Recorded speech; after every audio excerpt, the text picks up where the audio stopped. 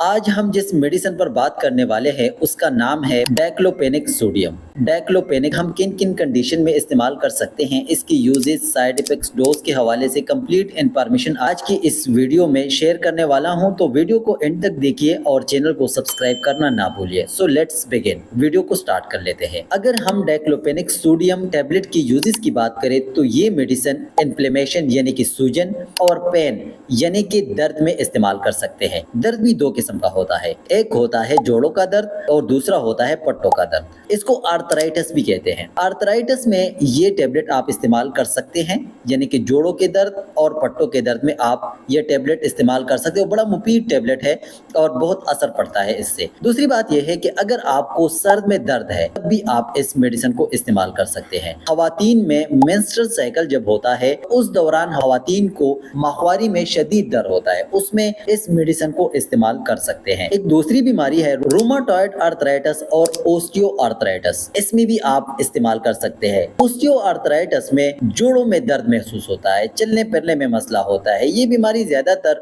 Old age वाले लोगों को होता है, यानी कि खवातीन और मर्द जो ज्यादा 50 प्लस एज हो जाए उसमें ये मसला होता है, इसमें भी ये मेडिसिन इस्तेमाल कर सकते हैं। रूमाटॉइड आर्थराइटिस, इसमें ये होता है कि आपकी जो हाथ की कलाइयाँ है उसमें दर्द होता है और आपकी जो पाँव की कलाइयाँ है और उंगलियां है उसमें दर्द हो जाता है, तो इसमें भी आप इस मेडिसिन को इस्तेमाल कर सकते हैं। इस्तेमाल करने का तरीका यह है कि डाइक्लोफेनेक सोडियम टैबलेट को खाना खाने के बाद या दौरान में इस्तेमाल किया जा सकता है ताकि स्टमक के जलन से बचा जा सके। डोज आपको डॉक्टर या फार्मासिस्ट ही प्रिस्क्राइब करेगा, लेकिन आमतौर पर दिन में 2 टैबलेट आप इस्तेमाल कर सकते हैं 50 mg के। एहतियाती तदाबीर यानी कि प्रिकॉशन ये है, अगर आपको किसी भी किस्म की एलर्जी है या आपकी स्टमक, लीवर या दिल की बीमारी है, आपने अपने डॉक्टर को लाजमी बताना है। प्रेग्नेंट खवातीन और दूध पिलाने वाली माओं को ये हिदायत है कि दवा को लेने से पहले अपने डॉक्टर या गायनेकोलॉजिस्ट से जरूर मशवरा करें। दोस्तों, अगर आपको ये वीडियो अच्छी लगी है, इंफॉर्मेटिव लगी है, तो वीडियो को कर दो लाइक और मेरे चैनल को कर दो subscribe. Thank you, Allah Hafiz.